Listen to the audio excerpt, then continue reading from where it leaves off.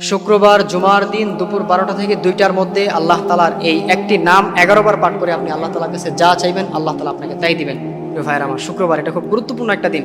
এটা হচ্ছে একটা আমলের অন্যতম একটা দিন। বিশেষ করে আমরা যারা মুসলিম আছি, এই শুক্রবারটা হচ্ছে আমাদের জন্য একটা ছুটির দিন। যারা জব করে, চাকরি বাকরি করে, তাদের জন্য শুক্রবারটা কিন্তু ছুটির দিন। আমরা অন্যান্য দিনগুলোতে আমল করতে পারি না, কিন্তু সেই হিসাবে এই স্পেশাল ডেতে আমরা একটু ছুটি পাই। বিশেষ করে এই শুক্রবার দিন আমরা একটু আমলটা বেশি বেশি করবো, কেননা এই শুক্রবার হচ্ছে খুব গুরুত্বপূর্ণ একটা দিন। এই শুক্রবারই কিন্তু কিয়ামত হবে, শুক্রবার দিন আসরের নামাজের পরে কিয়ামত হবে। সুতরাং এই শুক্রবারে আমরা একটু বেশি বেশি আমল করার চেষ্টা করব, আমরা একটু প্রস্তুতি নেব, আমরা একটু নামাজ কালামগুলো ঠিক মতো করবো। বিশেষ করে শুক্রবার দিন, একটু জুমার দিন আমরা একটু আগে ভাগে মসজিদে গিয়ে বিশেষ করে আমরা এই আমলটা করবো 12টা থেকে 2টার মধ্যে। অর্থাৎ যে খুতবার যে টাইমটা রয়েছে, এই টাইমটা হচ্ছে দোয়া কবুলের একটা অন্যতম টাইম।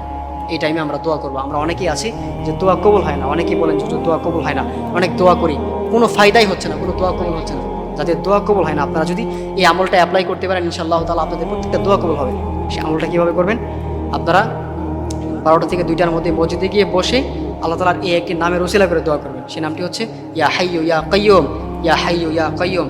এই নামটি হাতে গুনে গুনে 11 বার পাঠ করে এরপর আপনি আল্লাহ তাআলার কাছে দোয়া করবেন। ইনশাআল্লাহ তাআলা আল্লাহ তাআলা আপনার প্রত্যেকটা দোয়া কবুল করে নেবেন। এটা আমার কথা নয়, এই বিষয়ে আল্লাহ তাআলা কোরআনে জানিয়ে দিয়েছেন, ওয়ালিল্লাহিল আসমাউল হুসনা ফাদউহু বিহা।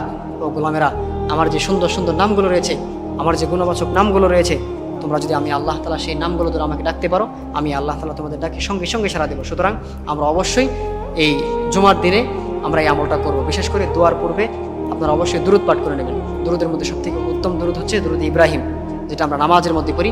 দোয়ার পূর্বে এই নামটা পড়ে, দোয়ার পূর্বে দুরূদ ইব্রাহিমটা পাঠ করে এরপর আল্লাহ তাআলার কাছে হাত তুলবেন, যেন আপনার দোয়াটা সাথে সাথে কবুল হবে ইনশাআল্লাহ। কেননা আপনি যখন দুরূদ ইব্রাহিম পাঠ না করেন বা আল্লাহর হাবিব সাল্লাল্লাহু আলাইহি ওয়াসাল্লামের দুরূদ পাঠ না করেন, তখন আপনার এই দোয়াটা কিন্তু পেন্ডিং অবস্থায় থেকে যায়।